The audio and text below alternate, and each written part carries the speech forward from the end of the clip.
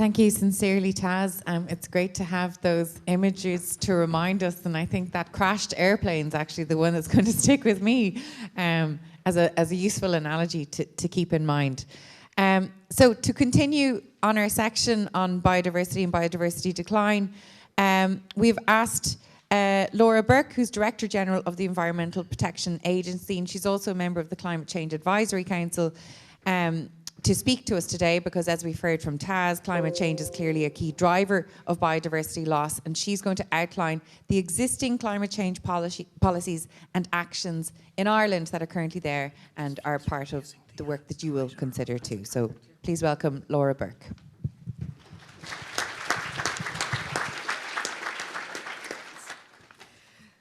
Good morning, and delighted to be here, and thank you very much for asking me to talk about climate change, what's happening in Ireland. And hopefully I think what you'll see is a link between what Taz was speaking and then I said from maybe looking at things from the climate lens. And very briefly, first of all, about the Environmental Protection Agency, because I am aware that you'll have many other speakers, including speakers from the National Parks and Wildlife Service. So we're an independent public body, and our responsibilities are set out in legislation. So we are a state agency, as it were. We have a wide range of functions. They're mainly covered under the themes of regulation, knowledge, and working with others. And really for us, it's all about the science, the data, and the evidence. So a very scientific organisation. And what we would say is Ireland's natural environment not only has an intrinsic value in its own right, but it's also key to things like our health and well-being, to national competitiveness, to successful businesses. So it is like linked to everything that we do and everything that we are. And if you think about it, in Ireland we often portray ourselves as a clean green island. We sell that image, whether that be for our agriculture or for our tourism, and it really is about what is the evidence that shows whether that's correct or not. And what we've also seen over the last couple of years in the context of coronavirus is that people are much more conscious around their local environment. We were all staying within 2 kilometres and 5 kilometres and kind of getting much more connected back with our local environment and recognising the importance of a good quality local environment or good quality environment to our health and well-being. So everything is connected, and you can't look at anything in isolation would be very much the theme of what I'll be talking about. And first of all, climate change is recognised as the defining challenge of the century. And where Taz was talking about the International Committee on Biodiversity, I focus on the International Panel on Climate Change. And from their perspective, and it's a wide range of scientists from all across the world, the evidence is clear. Climate change is happening, and it is the human causes of it are clear. That debate is over. It has already altered, the other thing I should say is in many instances, maybe over the years, the debate has been, oh, climate change, it's something that's going to happen into the future or a long way away. It won't really impact us.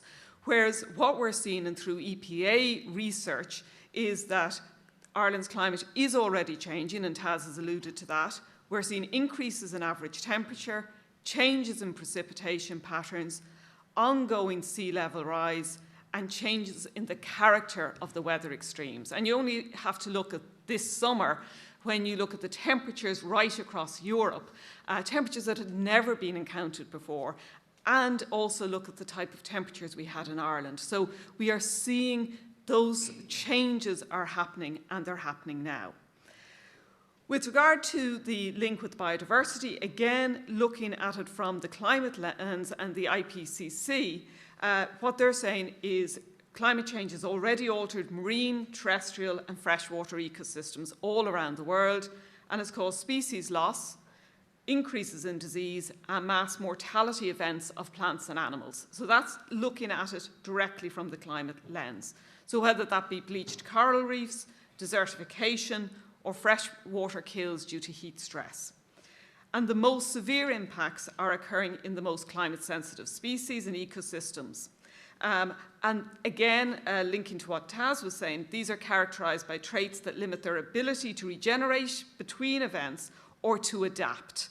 So it is around this bit of resilience of what species are able to adapt or not.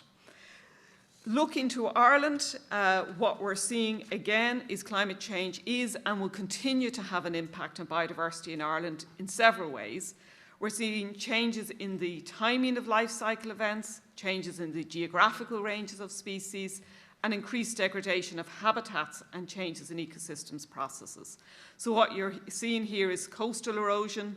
We're seeing invasive species, and the poor old daffodil, I think we could probably all relate to that. Daffodils coming out, thinking it's spring, and then whoop, we get snow again.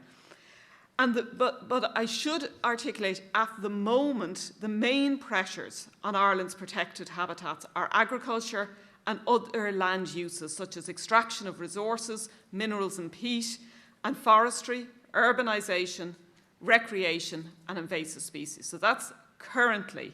However, Ireland's Biodiversity Climate Change Sectoral Adaptation Plan states that by the end of the century, climate change is likely to become the most significant driver of biodiversity loss. So at the and it's all interconnected, because habitat loss, for example, peat extraction, all of these things, they're impacting on biodiversity, but there's climate impacts there as well. But just as said, by the end of the century, climate change will be the key driver. And of course, climate change also leads to secondary impacts on biodiversity in Ireland through these interactions with other stressors. And Taz has talked about things like pollution, air quality, water quality, soil quality, etc. But getting on to what's happening around climate change in Ireland, and what this slide shows you is overall what Ireland's greenhouse gas emissions are. And what you'll see is it's kind of hovering around the 60 million, 70 million tonnes per annum. And it had been rising up to around 2005, 2006, you're seeing a peak. And then you say, great, you know, there's a nice reduction there over a period of time. That is directly linked to the recession. And the EPA at the time highlighted again and again that climate or greenhouse gas reductions that were directly related with recession weren't sustainable. And as soon as you saw the economy take off again, emissions went back up. You're seeing a dip again because of COVID, and we were all staying within our homes. Transport emissions really, really decreased at that time, and now they're coming back up again. So what we saw in 2021 was that greenhouse gas emissions rose by 4.7%. As the economy was taking off. And you can say, okay, well, that's going to happen, you know, during COVID, emissions really went way down. But actually in 2021, our emissions were higher than 2019. So we're meant to be going down, they're actually going up.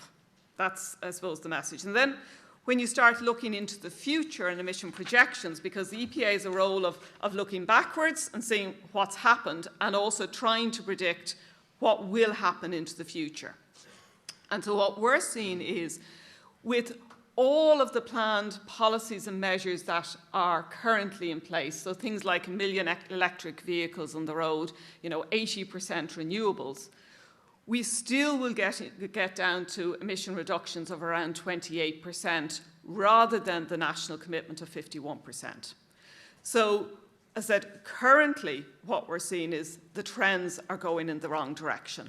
And even with the high level of ambition, the plans and policies aren't delivering on that ambition. So looking then to policy, and this, unfortunately, has these beautiful pictures. A lot of legislation, so kind of just bear with me a bit, because it's a complicated space.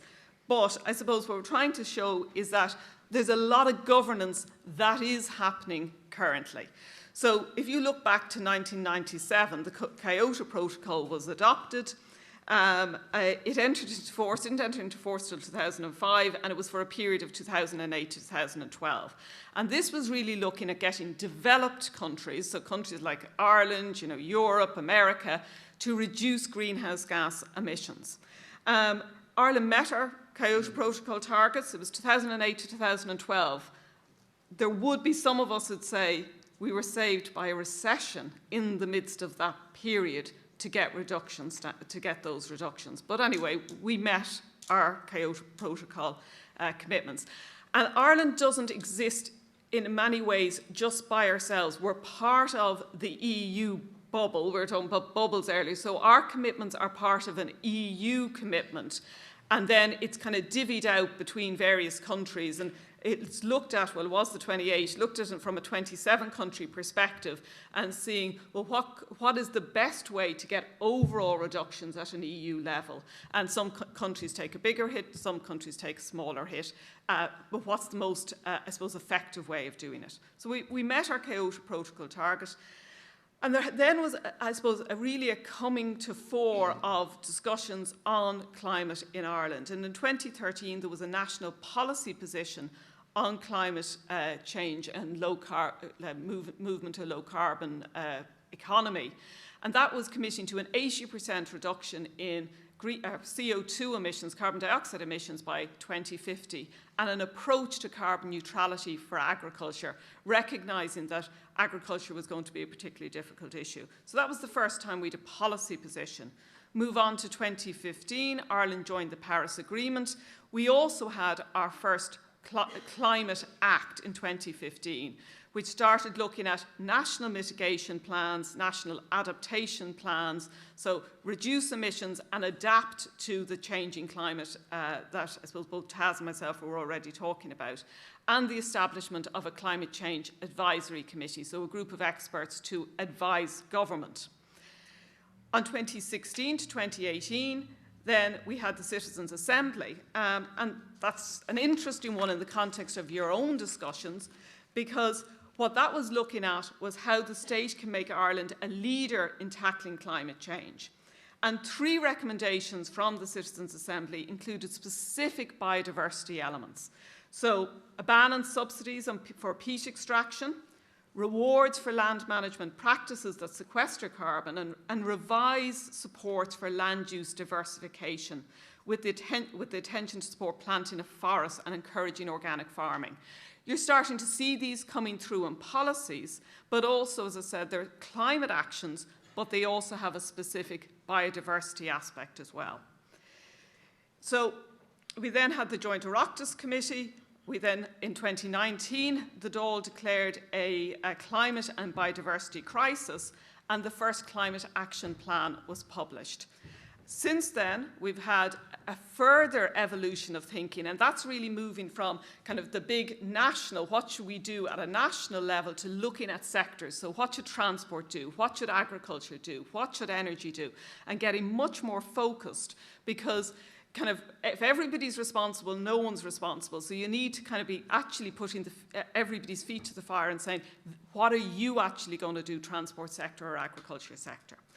And then, so now we have annual climate action plans, and we also have, and you may have heard the debate during the summer about carbon budgets, and each sector being allocated a particular carbon budget. In the international arena then, we have the Paris Agreement, which you'll hear a lot of people talking about, and that really is around overall, at international level, and 196 countries have signed up to this, to holding the increase in global temperature to well below 2 degrees centigrade above pre-industrial levels, and pursuing efforts to limit the temperature increase to 1.5 degrees. So no more than 2, and really trying to keep it down to 1.5 degrees. Again, Ireland has signed up to this, but we participate as part of that EU overall commitment.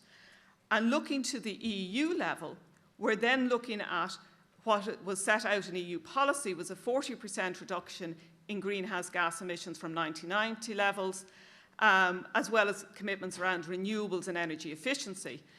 But more recently, the Commission is now committed to, and we all as countries have committed to, a 55% reduction in greenhouse gas emissions. So what you're seeing is overall the ambition growing and growing as recognition of the issue, and I suppose the urgency of the issue is also growing.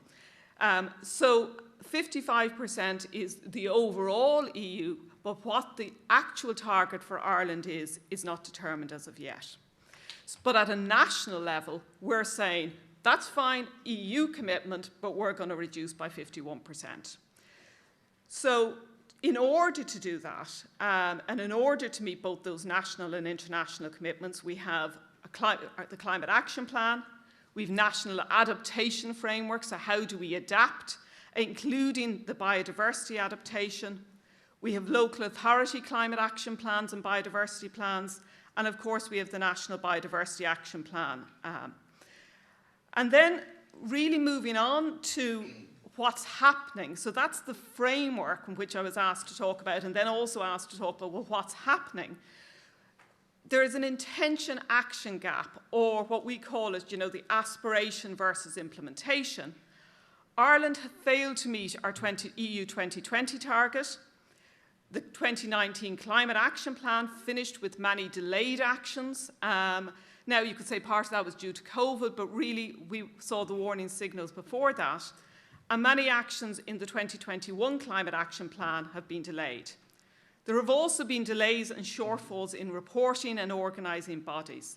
So, as it is, we will not deliver that 51% reduction that we've committed to at a national level. But coming back to the land use and biodiversity, land use is a biodiversity pressure, but we would also see that there are lots of co-benefits if you take action in the context of climate change, between climate and the biodiversity. And one area that we will be talking about is around peat. Because as you will have heard, I said at the beginning, in the context of peat extraction, this is a big issue around climate change, because when you extract peat, you're releasing carbon. If you have protected peatlands, they store carbon. So restoration of our peatlands is really important, but that also has a co-benefit around biodiversity, because there's many unique species around peatlands, so you have a win-win. You're protecting, you're restoring your peatlands. Many of them are unique to Ireland and you have unique species, but you're also storing carbon and having a much more appropriate way of generating heat and energy. But also, when you look at it, there are many other opportunities with regard to climate and biodiversity co-benefits. So whether that be energy, and as I said, moving away from, we no longer use peat, and that's actually, I would say, one of the successes of the Citizens' Assembly on climate, is that there is no more peat-fired power stations in operation. So you have cleaner energy, and the commitment in the Climate Action Plan to move to much more green energy will have benefits for biodiversity. On transport, the phase out of fossil fuels, no longer having things like diesel buses, has co-benefits there. On air quality, which also is a benefit on biodiversity. On agriculture, in residential areas, forestry, very much, and I think this will come out, it's the right forestry in the right place. So forestry can be a benefit for climate and for biodiversity, but it needs to be the right type of forestry in the right places. And then also, ultimately, proper management of water. So I think that's everything that I just wanted to cover with regard to climate policy and climate action in Ireland and where we're at, and hopefully give you that sense of there's a lot happening, but the delivery is still a challenge. Thank you.